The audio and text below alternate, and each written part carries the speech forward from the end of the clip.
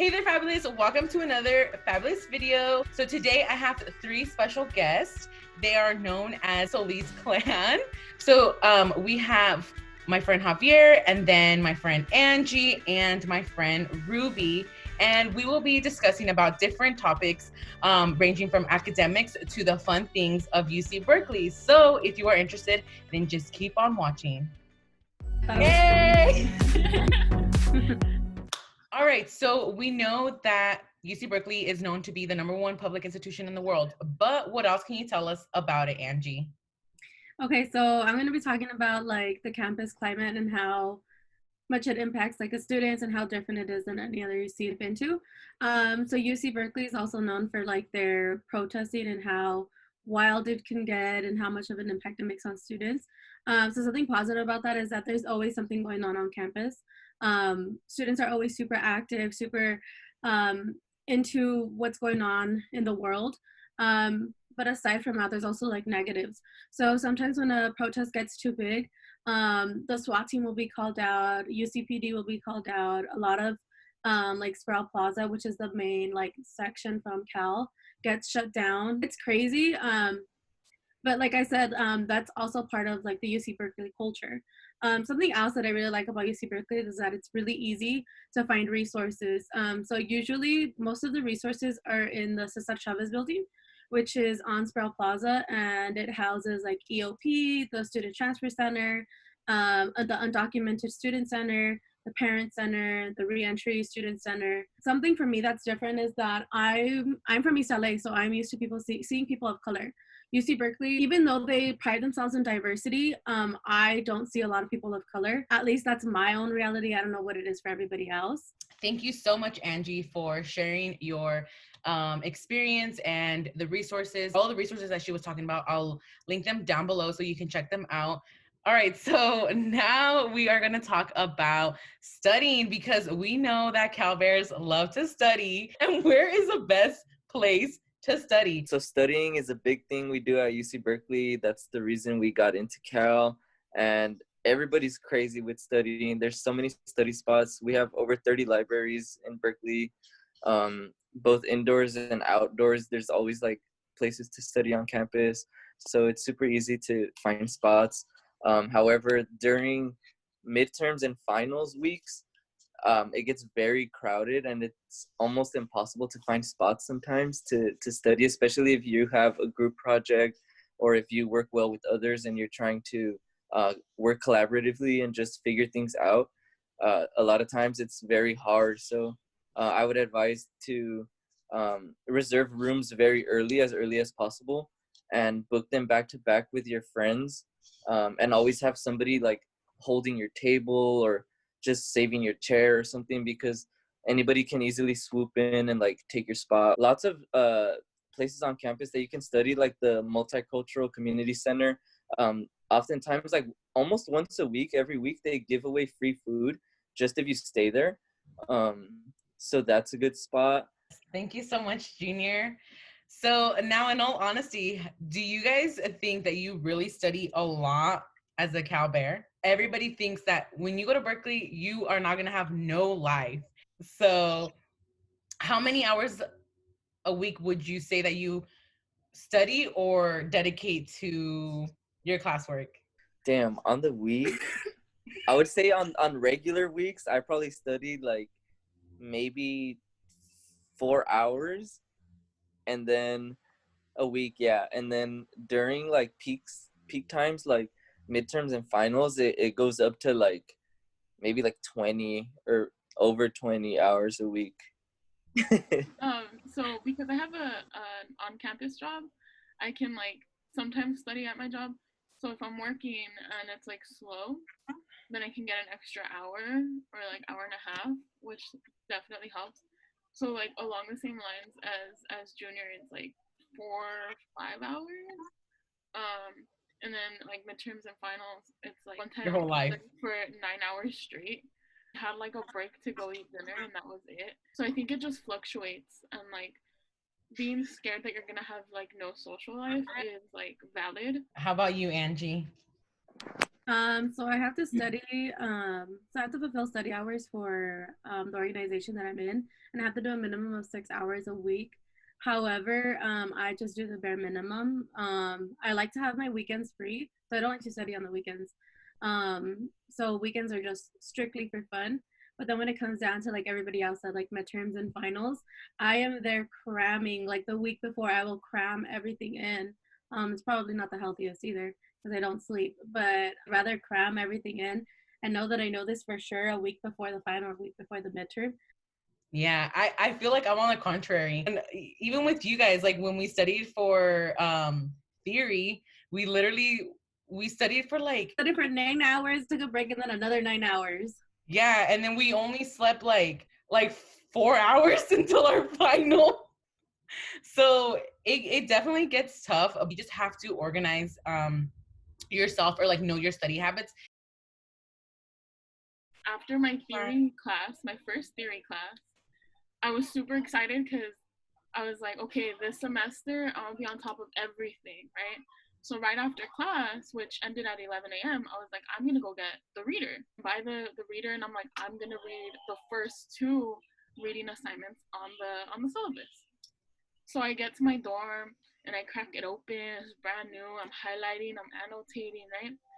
And then maybe like an hour later, or like the next day, I can't remember. The professor sends an email that says, "Hey, disregard the first reading." And I was like, "Sir, excuse me." I had spent like 3 hours of my life reading this that wasn't gonna be anywhere on the midterm or any other thing. And I was sitting there kind of like mad, you know, because I was like, damn, I was really trying to be on top of it, trying to be like, I got my stuff together.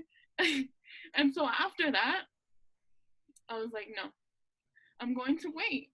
I'm going to wait. I'm gonna let a day pass, see if he sends an email or not, and then read. And even then, when I read, I was skimming a lot. You brought up a good point though, like how it took you 3 hours, right?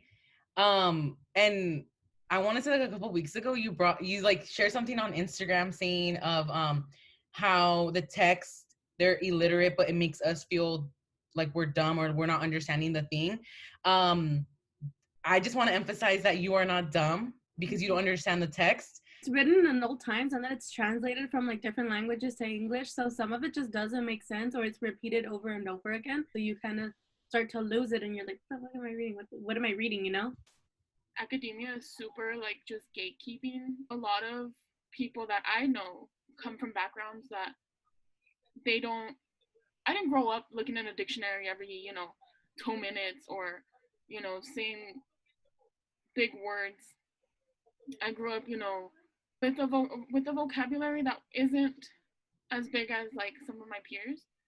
And I think academia does a big job of letting us know, people who come from like disadvantaged backgrounds, that there is still gatekeeping. People are going to be like, well, your paper was great, but you should have used different words. Yeah, I'm so sorry. Can you guys hear the car alarm?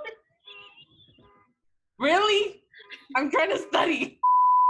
So next topic, we're going to talk about food, okay? As a Latina Chicana coming in to Berkeley, I was really shocked at to how I had to assimilate to the whole food culture there. Transitioning to tofu, I was like, oh my God, Lord help me.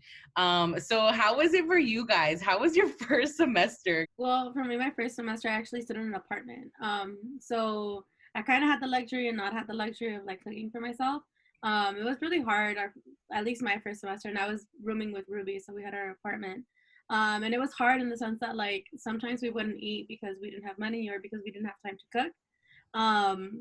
But what I liked is that I was able to make whatever I wanted to make. Even if you live in the dorms or you don't have that luxury of doing that, there's also other restaurants on campus or off campus, like close by. But there's minimal to nothing for like there's like no Mexican food, and Taco Bell does not consider Mexican food.